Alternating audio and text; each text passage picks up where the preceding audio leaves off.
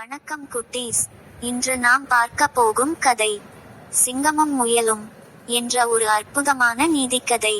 ஒரு புத்திசாலி முயல் ஒரு பலசாலி சிங்கத்தை எப்படி வென்றது தெரியுமா? வாருங்கள், சுவாரஸ்யமான இந்த கதைக்குள் செல்வோம். சிங்கமும் முயலும். ஒரு பெரிய காட்டில் ஒரு கொடூரமான சிங்கம் வாழ்ந்து வந்தது. அது தினமும் பல விலங்குகளை வேட்டையாடி சாப்பிடும். இதனால் காட்டில் இருந்த எல்லா விலங்குகளும் மிகவும் பயந்து வாழ்ந்தன.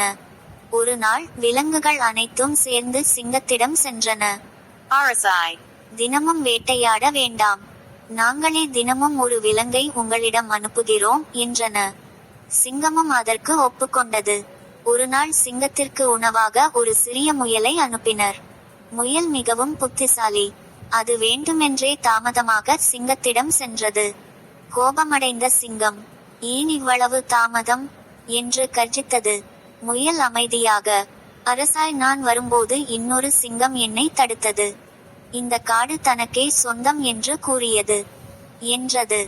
அதை கேட்ட சிங்கம் மிகவும் கோபமடைந்தது. எங்கே அந்த சிங்கம்? உடனே என்னை அங்கே அழைத்து செல் என்று கூறியது. முயல் சிங்கத்தை ஒரு பழைய கிணற்றின் அருகே அழைத்துச் சென்றது. அரசாய், அந்த சிங்கம் இந்த கிணற்றுக்குள் இருக்கிறது என்றது. சிங்கம் கிணற்றுக்குள் பார்த்தது. தண்ணீரில் தனது பிரதிபலிப்பை பார்த்தது. அது வேறு சிங்கம் என்று நினைத்து கர்ஜ் என்று சத்தமிட்டது. தண்ணீரிலும் அதே சத்தம் எதிரொலித்தது. கோபம் அதிகரித்த சிங்கம் எதிரி சிங்கத்தை தாக்க வேண்டும் என்று நினைத்து கிணற்றுக்குள் பாய்ந்தது. ஆனால் அது தண்ணீரில் விழுந்து வெளியே வர முடியாமல் போனது. இதை பார்த்த முயல் மகிழ்ச்சியுடன் காட்டிற்கு திரும்பியது. அனைத்து விலங்குகளும் முயலை பாராட்டின. அன்றிலிருந்து விலங்குகள் பயமின்றி சந்தோஷமாக வாழ்ந்தன. கதை நெறி: புத்திசாலித்தனம் பலத்தை விட பெரியது. நன்றி குட்டீஸ்.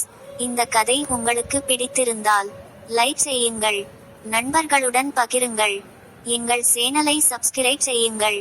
மேலும் பல சுவாரஸ்யமான கதைகள், நீதிக்கதைகள் மற்றும் குழந்தைகள் கதைகளுக்காக எங்களுடன் தொடர்ந்து இணைந்திருங்கள்.